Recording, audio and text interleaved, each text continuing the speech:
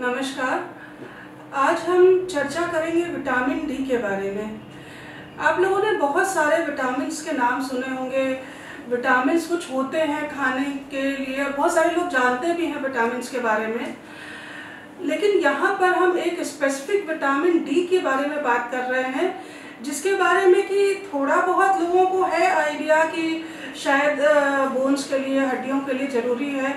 लेकिन इसके बारे में आज इस समय काफ़ी सारे रिसर्चेस हो चुके हैं जो कि ये बताते हैं कि काफ़ी इम्पॉर्टेंट विटामिन है और केवल हड्डियों के लिए ही नहीं, शरीर के और बहुत सारी चीज़ों के लिए ये बहुत ज़रूरी है। और हमें ये जानना ज़रूरी है कि ये कैसे मिलता है और कैसे हम इसकी कमी से अपने आप को बचा सकते हैं। तो सबसे पहली चीज़ ये है कि हमें विटामिन डी क्यों चाहिए। एक चीज़ जो कि ज़्यादातर लोगों को पता है कि हड्डियों में जो कैल्शियम का एब्जॉर्प्शन होता है उसके लिए विटामिन डी बहुत ज़रूरी है। बिना अगर कैल्शियम हो भी लेकिन विटामिन डी की कमी हो तो कैल्शियम एब्जॉर्ब होना मुश्किल होता है। दूसरा चीज़ जो कम लोगों को जानकारी है वो ये है कि जो हमारा नर्वस सिस्टम है, मसल्स हैं, हमारी बॉडी का जो इम्यून सिस्टम है, इन सारी चीज़ों में भी विटामिन डी का काफ़ी अच्छा रोल है, काफ़ी इम्पॉर्टेंट रोल है। तो ऐसा नहीं कि केवल ये हड्डियों के लिए चाहिए और किसी चीज़ के लिए नहीं चाहिए। तो अब हम ये जानने की कोशिश करते हैं कि कहाँ कहाँ से मिलता है। एक चीज़ काफ़ी लोगों को पता है शायद कि धूप से मिलता है। तो धूप से कैसे मिलेगा इसके बारे में भी हम आगे चर्चा करेंगे। कुछ ऐसे भोजन के पदार्थ होते हैं जिनसे कि विटामिन डी मिलता है और इसके अलावा हम ऊपर से टैबलेट्स के फॉर्म में या किसी और तरीके से, सप्लीमेंट के तरीके से हम विटामिन डी को ले सकते हैं। लेकिन यहाँ पर समस्या क्या है कि अगर बहुत ज़्यादा अगर आप धूप के लिए डायरेक्टली एक्सपोज हो रहे हैं, बहुत ज़्यादा से मतलब ये है कि पूरा दिन धूप में रहते हैं, डायरेक्ट सनलाइट में रहते हैं, तो कभी कभी उससे स्किन की कुछ प्रॉब्लम्स, खासकर जो हल्के रंग वाले जो लोग हैं उनमें थोड़ी सी होने की ज़्यादा चांसेस होते हैं। और अगर नहीं होगा तो भी मुश्किल होगा, इसलिए उसका बैलेंस होना बहुत ज़रूरी है। दूसरी चीज़ है कि सप्लीमेंट्स। तो सप्लीमेंट्स भी एक ज़रूरत से ज़्यादा, अगर एक लिमिट से ज़्यादा अगर आप लेंगे, आपने अपने मन से सोचा कि भाई विटामिन डी तो बड़ा अच्छा है तो हम इसको रोज़ खाया करें, और आपने टैबलेट्स ले आए और आप डेली ले रहे हैं, तो वो आपको नुकसान भी कर सकता है। इसलिए हमेशा आपको एक्सपर्ट की सलाह लेने की ज़रूरत होती है। वो बहुत ज़रूरी है, विटामिन डी का जो बैलेंस है वो शरीर में बना रहे इसके लिए। तो हमें कहाँ कहाँ से, कैसे कैसे मिल सकता है। जैसा कि आप लोगों को पता है कि विटामिन डी जब हमारी जो त्वचा है, हमारी जो स्किन है, सूरज की रोशनी के संपर्क में जब आती है, धूप के संपर्क में, तो वो विटामिन डी बनाती है। और हमें ज़्यादातर विटामिन डी इसी तरीके से मिलता है। कुछ विटामिन डी, कुछ जो ज़्यादातर खाद्य पदार्थों में सब में नहीं मिलता, लेकिन कुछ पर्टिकुलर चीज़ों में मिलता है, जैसे कि अंडे हैं, या विटामिन डी फोर्टिफाइड अनाज है, या ओट मील्स हैं। इस तरह की कुछ चीज़ें होती हैं जिसमें कि विटामिन डी मिलता है। और लेकिन ये देखा गया है कि जो नॉन वेजिटेरियन फूड में थोड़ा ज़्यादा मिलता है, वेजिटेरियन डाइट में कम है, लिमिटेड मात्रा में है। तो जो प्योर वेजिटेरियंस होते हैं उनमें थोड़ा सा कमी होने के चांसेस ज़्यादा होते हैं। इसलिए सनलाइट के साथ एक्सपोजर अगर सही तरीके से हो तो वो अच्छा रहता है सभी के लिए, स्पेशली जो प्योर वेजिटेरियंस हैं। एक स्टडी हुई है नेशनल इंस्टीट्यूट ऑफ हेल्थ में, जिसके की अनुसार अगर 25 से 30 मिनट के लिए आप बिना सनस्क्रीन के अपने चेहरे, हाथ पैर को सूरज की रोशनी के सामने या धूप में रखते हैं तो उतना सफिशिएंट होता है, पर्याप्त होता है, मतलब लगभग आधा घंटे। वो हमारे अगर डेली का हो रहा है। अब इसमें ये होता है कि गर्मी में कैसे करें, तो गर्मी में सुबह शाम की धूप हल्की होती है और सर्दियों में दोपहर की धूप अच्छी होती है। तो इस समय आप 25 से 30 मिनट, आधा घंटे की धूप में अगर जाएं सनलाइट में, तो ये आपके लिए अच्छा भी होता है और सफिशिएंट होता है। एक और चीज़ ये पता चली है कि जो मशरूम्स होते हैं, कुछ मशरूम्स पर्टिकुलर, उनमें ये एक बड़ी स्पेशल टाइप की उनमें कैपेसिटी होती है, क्षमता होती है कि वो जो सनलाइट की जो अल्ट्रावायलेट रेज होती हैं उनके जब संपर्क में आते हैं तो वो सिंथेसाइज करते हैं, वो बनाते हैं विटामिन डी। तो ये मशरूम जो होते हैं ये केवल एकमात्र जो प्लांट सोर्स होते हैं जिनसे कि हमें विटामिन डी मिल सकता है। जैसा कि आप इसमें देख सकते हैं, इसमें जो विटामिन डी बनता है वो काफ़ी लंबे समय तक, उनकी शेल्फ लाइफ जितनी भी मशरूम की रहती है उसमें भी काफ़ी लंबे समय तक उसमें वो बना रहता है। और आपको अगर उसको लेते हैं तो आपका जो सप्लीमेंट की तरह से या आपकी डाइट में एक डाइटरी सोर्स की तरह से विटामिन डी के लिए काम करता है। इसके अलावा और क्या चीज़ें हो सकती हैं, जैसा कि एक तो ये बताया आपको कि सूरज की रोशनी में आए हुए जो मशरूम्स होते हैं, जो अंधेरे वाले मशरूम होते हैं वो नहीं, जो सनलाइट की संपर्क में आए हुए मशरूम होते हैं वो।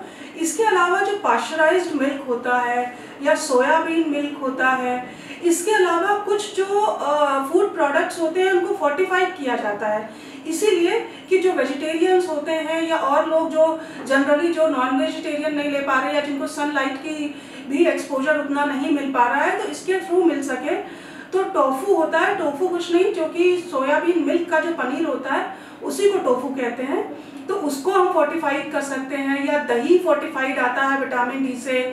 कई बार जो ऑरेंज जूसेस होते हैं, संतरे का रस, वो भी विटामिन डी से फोर्टिफाइड वाले मार्केट में अवेलेबल होते हैं।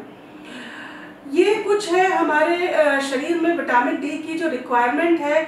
यहाँ पर ये सिर्फ मैं इतना बताना चाहती हूँ कि ये जो रिक्वायरमेंट है इससे आपको ये समझ आ रहा होगा चार्ट से कि ये एज के हिसाब से अलग अलग होती है। और सबसे ज़्यादा रिक्वायरमेंट ओल्ड एज पर्सन्स में जो 70 इयर्स या उससे ऊपर वाले होते हैं उनकी रिक्वायरमेंट सबसे ज़्यादा होती है। और आपको लेकिन जब भी विटामिन डी लेना है तो आप ये चार्ट इसलिए नहीं है, ये जस्ट आपको आइडिया देने के लिए है। आप प्लीज़ ज़रूर से एक्सपर्ट की सलाह लें क्योंकि वो हर दिन पर डे की ये रिक्वायरमेंट है, ये सप्लीमेंट की डोज नहीं है। आपके शरीर में किसी भी सोर्स से इतना विटामिन डी जाना चाहिए। तो अगर आपको सप्लीमेंट की ज़रूरत है तो आप विशेषज्ञ की सलाह लें और उसके अनुसार ही विटामिन डी लें। यहाँ पर विटामिन डी के साथ एक बात और मैं करना चाहूँगी जो कि ज़रूरी है, वो ये है कि अगर हम हड्डियों की बात करें, क्योंकि विटामिन डी का काफ़ी इम्पॉर्टेंट रोल है बोन्स की स्ट्रेंथ में, उनकी हेल्थ में, तो लेकिन बोन्स की हेल्थ के लिए विटामिन डी के अलावा दो और चीज़ें हैं जो बहुत इम्पॉर्टेंट है, वो है कैल्शियम और फास्फोरस। तो हम बहुत जल्दी केवल इतना जान लेते हैं कि इनके सोर्सेस क्या हैं। ये दोनों चीज़ें हमें डाइट में आराम से मिल जाती हैं। तो अगर आप फास्फोरस को देखेंगे तो फास्फोरस जैसे नट्स हैं, सीड्स हैं, बीज हैं, जैसे कि मूंगफली है, बादाम है और पीनट बटर है, इस तरह के अखरोट है, इस तरह के जितने भी नट्स होते हैं इन सारे नट्स में काफ़ी अच्छी मात्रा में फास्फोरस मिलता है। इसके अलावा जो होल ग्रेन्स होते हैं, सीरियल्स होते हैं, जो उनसे जैसे होल व्हीट ब्रेड होती है, या हम लोग तो रोटी ही जैसे इंडिया में है तो गेहूं की ही रोटी बनती है, वो काफ़ी अच्छा सोर्स होती है। इसके अलावा दलिया है, किसी भी फॉर्म में अगर हम होल मीट होल सीरियल ले रहे हैं या होल ग्रेन्स ले रहे हैं, मतलब जिसका कि छिलका नहीं हटा हुआ है, उसको अगर हम ले रहे हैं तो वो फास्फोरस का सोर्स होता है। इसके अलावा जो दालें होती हैं, सूखे बीज हैं, मटर है सूखी, ये सारे होते हैं फास्फोरस का सोर्स। और जो भी डेयरी प्रोडक्ट्स हैं, दूध, पनीर है, दही है, ये सब फास्फोरस का सोर्स होते हैं। अगर हम कैल्शियम की बात करें तो कैल्शियम के सोर्सेज में सबसे जो टॉप पे आते हैं वो डेयरी प्रोडक्ट्स हैं। सब तरह के, सब में कैल्शियम होता है क्योंकि सभी अल्टीमेटली दूध से बने होते हैं। इवन अंडे में भी कैल्शियम होता है, लेकिन दूध के जो प्रोडक्ट्स होते हैं उनमें काफ़ी अच्छी मात्रा में कैल्शियम होता है। सोया मिल्क है, बादाम है और सूखे अंजीर, टोफू मैं पहले भी बता चुकी हूँ। सोया मिल्क का पनीर होता है, वाइट बीन्स हैं, ब्रोकोली है, तिल है। तिल में काफ़ी अच्छा ये सोर्स होता है कैल्शियम का, और शकरकंद है और ऑरेंज जूस है, इन सब में कैल्शियम काफ़ी अच्छी मात्रा में मिलता है। तो ये एक ओवरऑल अगर हमें बोन की हेल्थ चाहिए तो उसके लिए ये तीनों चीज़ों की इम्पोर्टेंस काफ़ी बढ़ जाती है। अब हम आते हैं फिर वापस विटामिन डी के ऊपर। विटामिन डी का हमारे शरीर में क्या रोल है, क्या करता है? ये वजन कम करने में भी मदद करता है, ये डिप्रेशन को दूर करता है, ये सारी चीज़ें मतलब हड्डियों को तो करता ही है मजबूत, हड्डियों के लिए तो इम्पॉर्टेंट है ही, लेकिन इसके अलावा ये सारे रोल हैं जो कि आपको शायद बहुत सारे लोगों को इसका नहीं मालूम होगा। ये इवन जो हार्ट डिजीजेस हैं, कार्डियोवैस्कुलर डिजीजेस का जो खतरा है, हम ये नहीं कहते कि नहीं होंगी, लेकिन उनके जिनमें डेफिशिएंसी होती है विटामिन डी की, उनमें ये बीमारियां और भी अगर चीज़ें हैं साथ में रिस्क फैक्टर्स तो जल्दी डेवलप होंगी, ज़्यादा सीवियर होंगी। अगर विटामिन डी जिनके शरीर में प्रॉपर है तो उनमें कम होता है खतरा। इम्यून सिस्टम बॉडी का उसको स्ट्रॉन्ग करता है, और इसके अलावा जो नर्वस सिस्टम है, ब्रेन है, उसको भी स्ट्रॉन्ग करता है विटामिन डी। तो अब ऐसे कौन से लोग हैं जिनमें कि विटामिन डी की कमी होने के चांसेस बहुत ज़्यादा होते हैं? एक तो सबसे पहले आते हैं ओल्ड एज पर्सन, इसलिए ये बहुत ज़रूरी है। यूजुअली होता क्या है कि जो ओल्ड एज पर्सन है वो चल फिर नहीं पाते, बाहर मान लीजिए रिटायर हो गए तो बाहर आना जाना भी कम हो गया और कुछ इस तरह की चीज़ें हो गई, तो वो घर में ज़्यादा कन्फाइंड हो जाते हैं। ऐसा नहीं होना चाहिए, उनको ज़रूर से ज़रूर ध्यान रखकर आधा घंटा पौना घंटा धूप में हर दिन बैठना चाहिए। एक जो कंट्रेरी टू जिसको कहना चाहिए नॉर्मल बिलीफ, जो डार्क स्किन होती है उसके लोग ज़्यादा हाई रिस्क पर होते हैं। इसका कुछ रीज़न जो बताया गया है वो ये बताया गया है कि जो डार्क स्किन में मेलानिन होता है वो अल्ट्रावायलेट रेज को एब्जॉर्ब कर लेता है। तो जो अवेलेबल अल्ट्रावायलेट रेज होती है जिससे कि विटामिन डी बने स्किन में, वो कम हो जाती है। इस वजह से डार्क स्किन के लोगों में भी थोड़ा सा वो हाई रिस्क पे होते हैं फॉर विटामिन डी डेफिशिएंसी। जो मोटापे में भी बहुत सारी बीमारियां होती हैं और विटामिन डी डेफिशिएंसी के लिए हाई रिस्क पे होते हैं। जो लोग धूप में बहुत कम जाते हैं, बहुत कम एक्सपोजर होता है, या अगर जाते हैं तो बहुत ज़्यादा प्रॉपर मतलब बहुत अच्छे से बहुत पर्टिकुलर होता है कि भाई बिना सनस्क्रीन और वो भी अच्छी तरह से पूरी स्किन पे लेयर लगा कर जाएँ, तो डेफिनेटली उनको फिर अल्ट्रावायलेट रेज नहीं मिलेंगी, तो वो भी हाई रिस्क पे होते हैं। और जो प्योर वेजिटेरियंस होते हैं और कहीं किसी और धूप में भी नहीं जा रहे हैं, सप्लीमेंट्स भी नहीं ले रहे हैं, वो भी हाई रिस्क पर हैं। और इसके अलावा प्रेग्नेंट और लैक्टेटिंग विमेन जो हैं वो भी हाई रिस्क पर होती हैं विटामिन डी डेफिशिएंसी डेवलप करने के लिए। इसके अलावा जिन लोगों में हड्डियों की बीमारियां पहले से होती हैं, मस्कुलोस्केलेटल डिजीजेज या डेवलप हो रही हैं, लॉन्ग टर्म कोई भी बीमारी है, किडनी की, लीवर की, कुछ एक होता है कुछ पर्टिकुलर जैसे क्रॉन्स डिजीज या सीलियक डिजीज भी होती हैं जिसको हम कहते हैं, इनमें माल एब्जॉर्प्शन होता है, प्रॉपर एब्जॉर्प्शन किसी पर्टिकुलर किसी भी एक न्यूट्रिएंट का नहीं होता। इनके लोग भी काफ़ी हाई रिस्क पे होते हैं। लिम्फोमा जिनको होता है, इसके अलावा बहुत सारी ऐसी बीमारियां जिनमें कि बहुत लॉन्ग टर्म की दवाइयां चलती हैं, जैसे एंटी कन्वल्सिव थेरेपी है, ग्लूकोकॉर्टिकॉइड्स हैं, या HIV एड्स वगैरह की दवाइयां चलती हैं। इनमें क्या होता है कि इतना लॉन्ग टर्म मेडिकेशन चलता है, इतना मेटाबॉलिज्म इनका डिस्टर्ब हो जाता है कि इसकी वजह से इनमें विटामिन डी की डेफिशिएंसी हो सकती है। तो ऐसे सारे लोगों को विटामिन डी के सप्लीमेंट्स की ज़रूरत पड़ती है। तो जिनको भी इस तरह की प्रॉब्लम है तो वो कोशिश करें कि डॉक्टर से सलाह लें, ताकि अगर उनमें जैसा कि सिम्टम बताया, अगर इस तरह की कोई चीज़ें डेवलप आपको लग रहा है, महसूस हो रही है, तो हो सकता है कि विटामिन डी की डेफिशिएंसी हो रही हो, तो आप सलाह ले करके ज़रूर लें, और कई बार इसको लेते ही काफ़ी अच्छा असर आता है। जैसा कि आप इस फोटोग्राफ में देख सकते हैं कि इसमें विटामिन डी की डेफिशिएंसी से क्या क्या परेशानियां हो सकती हैं, ये दिखाया गया है। कौन कौन सी बीमारियां और किनमें जो कि मैंने आपको अभी बताया, माल एब्जॉर्प्शन सिंड्रोम है, लीवर डिजीज़ है, किडनी डिजीज़ है, या इसके अलावा जो क्रॉनिक डिजीज़ हैं, ऑटो इम्यून डिजीज़ेस हैं, इन सबों में विटामिन डी की डेफिशिएंसी हो सकती है। अगर विटामिन डी की डेफिशिएंसी हो रही है तो कैसे पता चलेगा या कैसे उसके क्या सिम्टम्स आते हैं। एक तो बार बार रेस्पिरेटरी ट्रैक्ट का इन्फेक्शन होगा। ऐसा यहाँ पर मैं ये नहीं कहना चाहती हूँ कि अगर रेस्पिरेटरी ट्रैक्ट का इन्फेक्शन हो रहा है तो केवल विटामिन डी डेफिशिएंसी और विटामिन डी की डेफिशिएंसी है तो यही होगा ही होगा, लेकिन बहुत सारे फैक्टर्स होते हैं इन चीज़ों के लिए। उसमें से एक बहुत ही इम्पॉर्टेंट कॉज है, क्योंकि जिनमें विटामिन डी की डेफिशिएंसी है उनका इम्यून सिस्टम कमज़ोर होगा और ऐसे लोगों में रेस्पिरेटरी इन्फेक्शन होने के काफ़ी ज़्यादा चांसेस होंगे। थकान ज़्यादा रहेगी, थोड़ा सा डिप्रेशन टाइप का लगेगा, और अगर घाव हो जा रहा है तो घाव को भरने में देर होगी, काफ़ी देर से घाव भरेगा, बाल जल्दी झड़ने लगेंगे।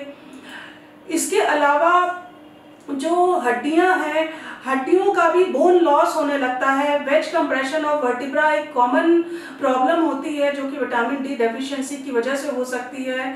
और बहुत ही हल्की सी चोट लगी और फ्रैक्चर हो गया, ये काफ़ी कॉमन होता है। बोन में पेन होने लगता है, ये सारी चीज़ें विटामिन डी की डेफिशिएंसी से हो सकती हैं। इसके अलावा जो कार्डियोवैस्कुलर डिजीजेस हैं उनका खतरा बढ़ जाता है, उनकी वजह से डेथ के खतरे बढ़ जाते हैं। जो बूढ़े लोग होते हैं उनमें सोचने समझने की जो क्षमता होती है वो कम होने लगती है धीरे धीरे अगर उनमें विटामिन डी की डेफिशिएंसी है तो। और इसके अलावा जो छोटे बच्चे हैं उनमें सांस की परेशानी भी हो सकती है।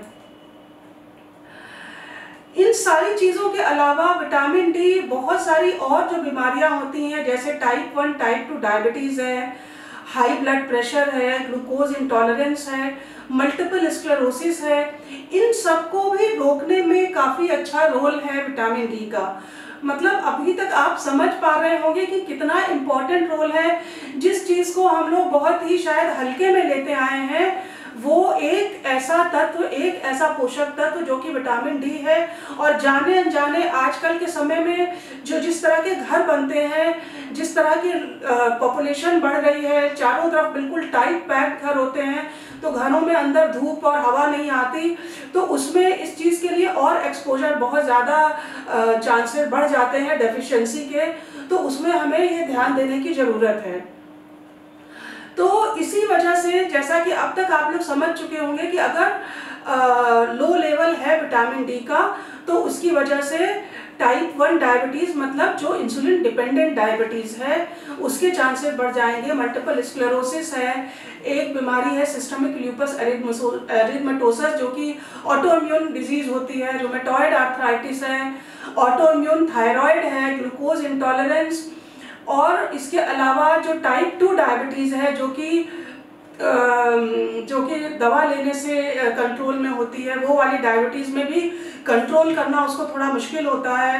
ब्लड प्रेशर जो है उसको भी कंट्रोल करना मुश्किल होता है। तो ये सारी चीज़ें हो सकती हैं विटामिन डी की डेफिशिएंसी से। इन सब के अलावा एक और आगे यहीं तक नहीं है, ये एक और चीज़ है जो कि अब इस पर इन सब चीज़ों पर काफ़ी शोध भी चल रहा है और काफ़ी चीज़ें ये प्रूव भी हो चुकी हैं कि कैंसर से भी इसका काफ़ी हद तक रिलेशन है। और बहुत सारे कैंसर जैसे कि colon cancer, breast cancer, ovary का कैंसर और मिलेनोमा एक कैंसर होता है, प्रोस्टेट का कैंसर, मिलेनोमा स्किन कैंसर, ये जो सारे कैंसर हैं इन सारे कैंसर्स में भी विटामिन डी के डेफिशिएंसी से इनके डेवलप होने का खतरा बढ़ जाता है।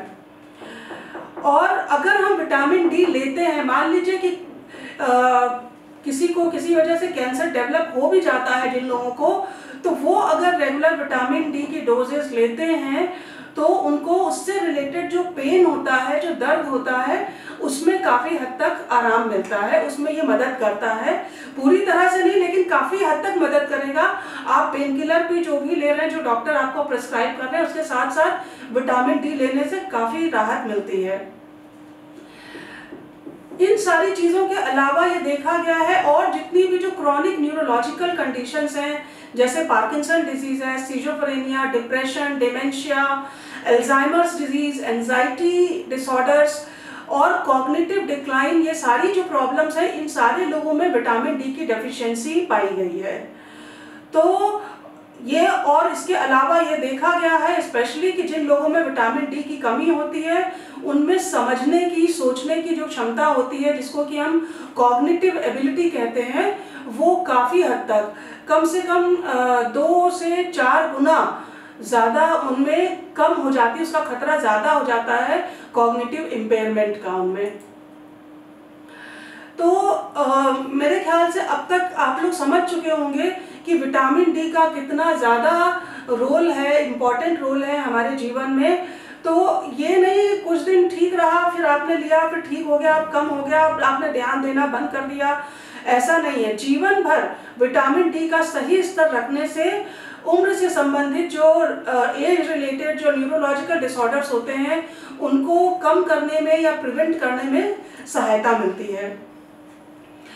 अगर हम कार्डियोवैस्कुलर डिजीजेस के बारे में बात करें तो विटामिन डी की डेफिशिएंसी की वजह से जो कार्डियोवैस्कुलर डिजीजेस हैं, जैसे हाइपरटेंशन है, हाइपरलिपिडीमिया है, पेरिफेरल वैस्कुलर डिजीज है, मायोकार्डियल इन्फार्क्शन जिसको हम हार्ट अटैक कहते हैं, हार्ट फेलियर और स्ट्रोक, इन सारी चीज़ों का भी खतरा बढ़ जाता है। तो डेफिनेटली अगर हमें इसको प्रिवेंट करना है तो और सारी चीज़ों के अलावा हमें विटामिन डी का अपना लेवल सही मेंटेन रखना, ये भी एक ज़रूरी चीज़ है।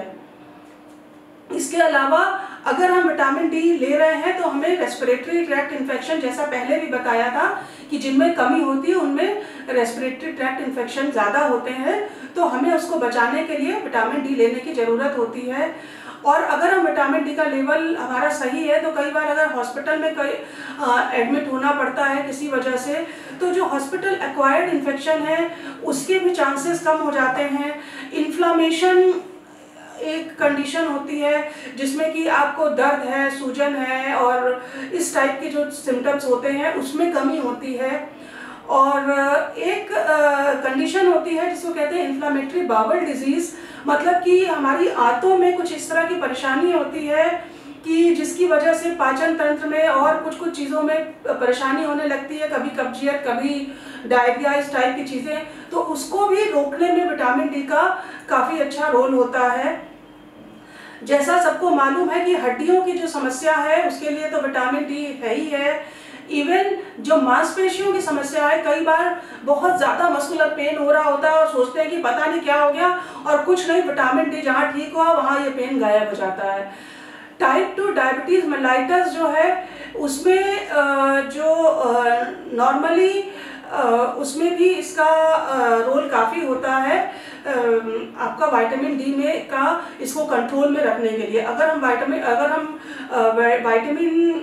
डी को मेंटेन करके रख रहे हैं तो टाइप 2 डायबिटीज़ को कंट्रोल करने में, ब्लड शुगर लेवल को मेंटेन करने में काफ़ी हद तक ये सहायता करता है। इसके अलावा जो विटामिन डी का जो सही लेवल है, नॉर्मल लेवल है, अगर हम उसको मेंटेन करते हैं तो किडनी फंक्शन, सोने का जो स्लीप डिसफंक्शन है, डायबिटिक रेटिनोपैथी है और बाइपोलर डिसऑर्डर है, ये सारी चीज़ों के लिए भी काफ़ी इम्पॉर्टेंट होता है। इसको भी इससे इसका लिंक मिला है, जो जितनी रिसर्चेस जो सामने आई हैं उसमें ये लिंक मिला है कि इन सारी चीज़ों में जो बाइपोलर डिसऑर्डर तक में इसमें काफ़ी हद तक इसका रोल होता है। और अभी जो करेंटली भी काफ़ी हद तक इन चीज़ों को इस्टेब्लिश करने के लिए शोध चल रहे हैं, क्योंकि बहुत रिसेंट कुछ सालों पहले तक इसका इतना रोल नहीं मालूम था। तो इस समय काफ़ी शोध दुनिया भर में हो रहे हैं जिसमें कि विटामिन डी का एस्थमा से, एलर्जी से, ऑटिज़म से, इवन प्री टर्म बर्थ से और जेस्टेशनल डायबिटीज़, प्री एक्लेम्शिया, इन सारी चीज़ों के साथ भी ऐसा पाया गया है कि कुछ संभावना जताई जा रही है कि इनका लिंक भी विटामिन डी की डेफिशिएंसी से हो सकता है, और उसके ऊपर रिसर्च चल रही है इस चीज़ को इस्टेब्लिश करने के लिए। तो इसी के साथ मैं ये कहना चाहूँगी कि आप लोग अब तक ये समझ चुके होंगे कि विटामिन डी एक ऐसा पोषक तत्व है जिसको कि हम इग्नोर करना हमारे लिए सही नहीं है। हमें बहुत ध्यान रखना है, बहुत छोटी, बिना, जिसको कहते हैं कि फ्री की चीज़ है, कुछ नहीं, सनलाइट में आपको कुछ देर, आधे घंटे का एक्सपोजर डेली का चाहिए। और अगर किसी वजह से कमी हो रही है तो तुरंत ध्यान दीजिए। कई बार बहुत छोटी छोटी चीज़ें होती हैं, चिड़चिड़ापन है और दर्द हो रहा है, कुछ भी नहीं होता, वो सिर्फ विटामिन डी की डेफिशिएंसी होती है। तो किसी भी विशेषज्ञ से सलाह लेने में बिल्कुल भी ना हिचकिचाएं और अपनी बोन की और अपने शरीर की, अपनी पूरे स्वास्थ्य का ध्यान रखें। नमस्कार।